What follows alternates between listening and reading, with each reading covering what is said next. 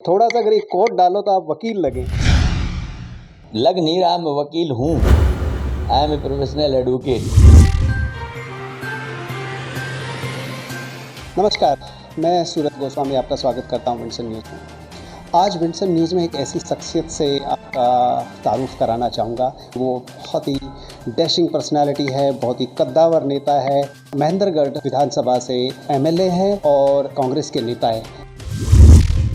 दक्षिणी हरियाणा की एक आप बुलंद आवाज़। मैं क्या समझूं कि आगे आपका लोकसभा का चुनाव लड़ने की तैयारी का इशारत की तरफ इशारा। राजनीतिक आदमी की हमेशा तैयारी रहती है, जो पार्टी का आदेश हो, जहाँ के लिए आदेश हो। मैं एक कांग्रेस का सच्चा अनुशासित सिपाही हूँ।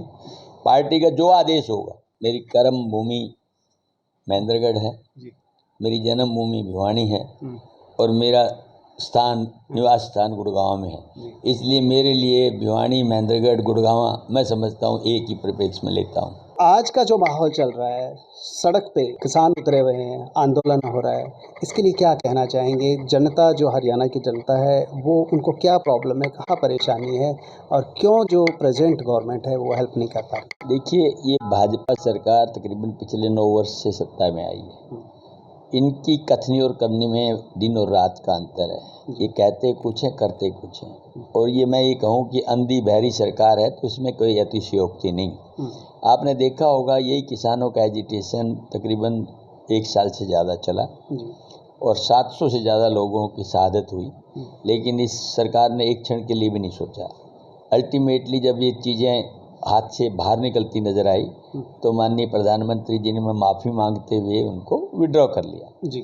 आज फिर ये आश्वासन के साथ कि मैं आपकी मांगों को पूरा करूंगा, एमएसपी जो है उसको मैं किसानों को पूरा दूंगा। मैं याद दिलाना चाहूँगा आपको कि इन्होंने जिस टाइम में प्रधानमंत्री को उम्मीदवार बन के चुनाव के लिए लड़ने की तैयारी की थी तो उनका सबसे पहला जो वायदा था वो ये था कि मैं 1 रैंक 1 पेंशन दूंगा, किसानों की आय को डबल करूंगा, 2 करोड़ लोगों को रोजगार दूंगा, महंगाई को कम करूंगा और आपके मतलब सारे वादों को मैं पूर्ति करके कि नया हरियाणा हिंदुस्तान बनाने की कोशिश करूंगा। लेकिन आप देखो, न तो आय डबल हुई, न 1 रैंक 1 पेंशन मिला, न किसान को एमएसपी और न किसान के लिए कोई हित की बात इन्होंने की।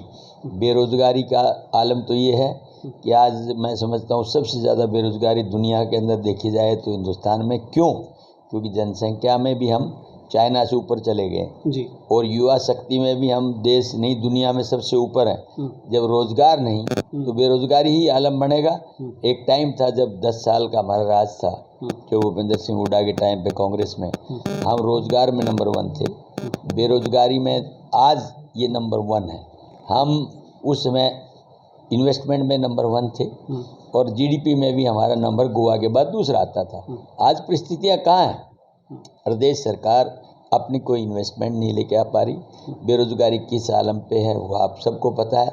इसलिए सब बातें ये हैं, इनकी जो कही हुई बातें, यहाँ तक कि ओल्ड एज पेंशन तक की जो इन्होंने वादा किया तो आज तक पूरा नहीं किया। हमारा ये क्षेत्र जवान और किसान के लिए माना जाता है। यहाँ के जवानों की संख्या और दुनिया के देशों में और ख़ास तौर पर हरियाणा के अंदर देश में और हरियाणा के अंदर सबसे ज़्यादा गिनी जाती है। बिल्कुल ठीक कह रहे हैं। मैं दर्शकों को बताना चाहूँगा, हरियाणा में 2 ही कल्चर है, एक तो एग्रीकल्चर और दूसरा कहते हैं कि अगर जिसका बेटा मिलिट्री में भर्ती हो गया तो वो वाला कल्चर। सबसे ज़्यादा लोग चाहते हैं मिलिट्री में भर्ती हो, देश की सेवा करें। जो अग्निवीर वाला शुरू किया उसके लिए क्या कहना चाहिए? कि अग्निवीर कंसेप्ट हमारे यहाँ पर लागू नहीं हो सकता। आप वेस्टर्न कंट्रीज में यूएस की बात करें तो अलग, जहाँ इतनी बड़ी संख्या हो और हमारे यहाँ जहाँ बच्चे 5000 से ज़्यादा सालाना भर्ती होते हों, आज वो कुल मिला के 900 पे ला के संख्या टिका दी हो और उसमें से भी 25% को ये गारंटी हो कि सिर्फ 25% ही पक्के रहेंगे। बल्कि यहाँ तक कि मजाक करते हैं कि जब बच्चे की सगाई के लिए कोई आता है तो वो पूछते हैं कि लड़का क्या करता है, वो कहते हैं जी लड़का फौज में है। तो पूछा जाता है कि कच्ची फौज में एक पक्की। जब फौज कच्ची और पक्के होने लग जाए तो आप अंदाज़ा लगा लें जिस गरिमापूर्ण तरीके से हमारे नौजवान रोडों के ऊपर दौड़ के मेहनत करते हैं, पसीना बहा करके देश के लिए न्यौछावर होने की बात करते हैं। और इतिहास गवाह इस बात का, कोई युद्ध उठा के देख लें, उसके बाद की आंतरिक सुरक्षा का प्रश्न उठा करके देख लें, दक्षिणी हरियाणा और विशेष तौर पर टोटल हरियाणा के लोगों ने इतिहास बनाया है। आज इस अग्नि जो वीर के पीछे कौन व्यक्ति जाकर के भावना लेकर 4 साल उस डेडिकेशन से काम कर सकता है। सरकार को इस पे निश्चित तौर पे पुनर्विचार करना चाहिए। जब आप छात्र थे तभी से राजनीति में आपने कदम रख दिया था। हमें थोड़ा और बताइए हमारे दर्शकों को क्या, और दूसरा एक और मैं अगर देख पा रहा हूँ तो थोड़ा ब्लैक एंड वाइट वाला कॉम्बिनेशन हो रहा है। कहीं अब थोड़ा सा अगर एक कोट डालो तो आप वकील लगें, वकालत करने लग जाएं। थोड़ा सा बताइए अपनी एजुकेशन के बारे में और छात्र राजनीति। देखिए सुनो, आपको पता है मैं छात्र संघ अध्यक्ष रहा, राजस्थान विश्वविद्यालय में जन्म था जी। और वकील की बात तो ये लग नहीं रहा, मैं वकील हूँ। I am a professional advocate. Okay. और मैंने MA LLB graduation post graduation Chandigarh से किया। उसके बाद मैं जयपुर चला गया, वहाँ से लॉ किया। MBA Podar institute of management से किया। Diploma in labour laws and personal management किया। उसके बाद क्योंकि छात्र राजनीति में था तो वहीं से NHY के माध्यम से हरियाणा में जब आया तो यूथ कांग्रेस के अंदर जनरल सेक्रेटरी के तौर पे मैं प्रवेश किया। फिर भाई लोगों का आशीर्वाद साथ सहयोग रहा, पार्टी का आशीर्वाद रहा और मुझे उन्होंने अवसर दिया और उस अवसर पर लोगों ने मुझे मतलब हिम्मत और हौसला दिया और आज मैं सम्मानित विधानसभा के अंदर एक सदस्य के रूप में हूँ। इसलिए वकील की बात तो ये है कि वकील तो मेरा पेशा है, बिजनेस तो चलो पेट्रोलियम प्रोडक्ट्स का है, लेकिन वकालत की है, पढ़े हैं आप। वकील हूँ मैं। जी जी, बहुत अच्छी बात है। इसलिए आपको लगता है कि वकील वाले का नहीं, मैंने तो ड्रेस देख के थोड़ा सा बात। खट्टर सरकार को लगभग 9 साल रह गए और 10 साल भूपेंद्र सिंह हुड्डा सरकार रही, कांग्रेस की सरकार रही। कैसे कंपेयर करना चाहेंगे दोनों? देखिए, भाजपा के बारे में तो मैं यही कहूँगा, ये प्रोपगंडा सरकार, इवेंट मैनेजमेंट सरकार, इनकी कथनी और करनी मैंने बताया इसमें बहुत अंतर है। मैं 10 साल का समय कांग्रेस तो भूपेंद्र सिंह हुड्डा और 9 साल 8.5 साल के बीच का समय हरियाणा का और देश का भाजपा का है। इस 10 साल में हमने क्या किया था वो आपको मैं बता दूं। बड़ी सीधी सी बात थी। सबसे पहले तो शिक्षा के ऊपर ध्यान दिया जी। और सबसे बड़ी मेरे दक्षिणी हरियाणा के अंदर सेंट्रल यूनिवर्सिटी आई, जो एक आई जिसकी मतलब इस पूरे प्रदेश को ये था कि हाँ ये बहुत बड़ा एक इंस्टीट्यूशन है। वो हरियाणा के अंदर, हरियाणा में महेंद्रगढ़ में मिला। उसके बाद हमने जितने मेडिकल कॉलेज खोले, आज इस भाजपा की कथनी और करनी का अंतर ये है कि हमारी सेंट्रल यूनिवर्सिटी में मेडिकल कॉलेज इंक्लूडेड था, सेंट्रल स्कूल इंक्लूडेड था, आज तक वो नहीं खुला।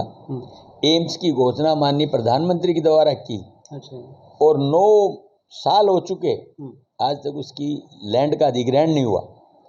10 साल आप जब हुड्डा सरकार थी, आपकी अपनी कांग्रेस की सरकार थी, तब आपने राज किया। अब आपके विपक्ष की सरकार है और आप MLA हैं।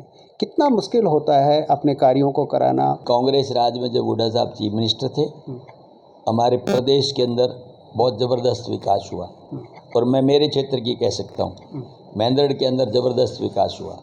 वहाँ central university I, Ayurvedic college आया नारनौल के अंदर, महेंद्रगढ़ में फ्लाईओवर आया, मिनी सेक्रेटरीट आया, जुडिशियल कॉम्प्लेक्स आया, ऑडिटोरियम आया, स्टेडियम आया, महिला विश्वविद्यालय आया, महिला विद्यालय आया और ओल्ड जो कॉलेज था कोएड का, उसकी डबल बिल्डिंग दी गई, स्टेडियम दिया गया, स्पोर्ट्स के लिए मतलब बड़ा स्टेडियम पाली में दिया गया और जगह जगह पे हमने अब 148B जो एक हाईवे था उसको अब इस सरकार ने 9 बार हमारे रिक्वेस्ट करने के बाद फिर चालू किया है, बीच में बंद कर दिया था। IMT हुड्डा साहब ने घोषित किया, उसको IE बना दिया। यानी पहली बार सुना होगा आपने कि नेशनल हाईवे को डिनोटिफाई करके स्टेट हाईवे बना देना और IMT को डिनोटिफाई करके IE इंडस्ट्रियल एस्टेट बना देना। ये इस बात से अंदाज़ा लगाया जा सकता है कि सरकार की दृष्टि, विजन किस स्तर पे है। मैं ये कह सकता हूँ आज हमारी टूटी हुई सड़कों के हालात और जर्जर उन भवनों की जो हमने बनाए थे उनके हालात। एक किसान मॉडल स्कूल था पूरे ज़िले के अंदर, ज़मीन दे दी, बिल्डिंग खड़ी कर दी, उसकी फिनिशिंग नहीं हुई है और एक बार नहीं 2 बार मैंने विधानसभा में भी इस प्रश्न को उठाया, लेकिन आज तक कम से कम आप सदुपयोग ही कर लें उसका। बनी हुई बिल्डिंग को क्यों छोड़ते हैं? लेकिन सरकार की तरफ से इस पर कोई ज्ञान विचार नहीं किया गया। स्विमिंग पूल बना दिया, करोड़ों रुपए लगा दिए हमने, आज तक एक बूंद उसमें पानी नहीं डला है। ऑडिटोरियम बना दिया, 8.5 करोड़ रुपए उन दोनों में लगाए थे, आज उसकी जो मखमल के पर्दे थे उनको दीमक ने चाट लिया है। फॉल सीलिंग थी, उसको ऊपर से दीमक ने चाट लिया है। यानी अपनी बिल्डिंग को ही आप देखभाल नहीं कर पाए। झंडा हमने लगवाया भाई नवीन जिंदल से कह करके, जो राष्ट्रीय ध्वज वो शुरू में ही हमने लगाया, उसके बाद आज तक उस पर कोई दूसरा ध्वज नहीं लगा, वो पोल खड़ा हुआ है। ये सरकार की कार्य प्रणाली दर्शाता है कि आप क्या करना चाहते हैं। बिल्कुल ठीक कह रहे हैं, आपने हमारे लिए टाइम दिया, बहुत बहुत धन्यवाद। और ये सच में एक विडंबना की बात है कि झंडा जो है वो हमारी देश की पहचान है, राष्ट्रीय झंडा है, उसमें राजनीति नहीं होनी चाहिए। और अगर ऐसा हो रहा है कि एक झंडे का सम्मान ना करके, या अगर वो फट गया है वापस से दूसरा झंडा नहीं लगाया जा रहा है, वाकई ही सोचने वाली बात है। Thank you very much. आप हमारा चैनल देखते रहिए विंडसन न्यूज़। यदि आप चाहते हैं कि हमारी हर न्यूज़ आपके पास सबसे पहले पहुंचे, तो हमें फॉलो करें। हमारे न्यूज़ पोर्टल पे जाने के लिए टाइप करें news.vinsonmedia.com और यूट्यूब चैनल के लिए टाइप करें विंडसन न्यूज़ और हमारे चैनल को सब्सक्राइब करें और बेल आइकन दबाना ना भूलें।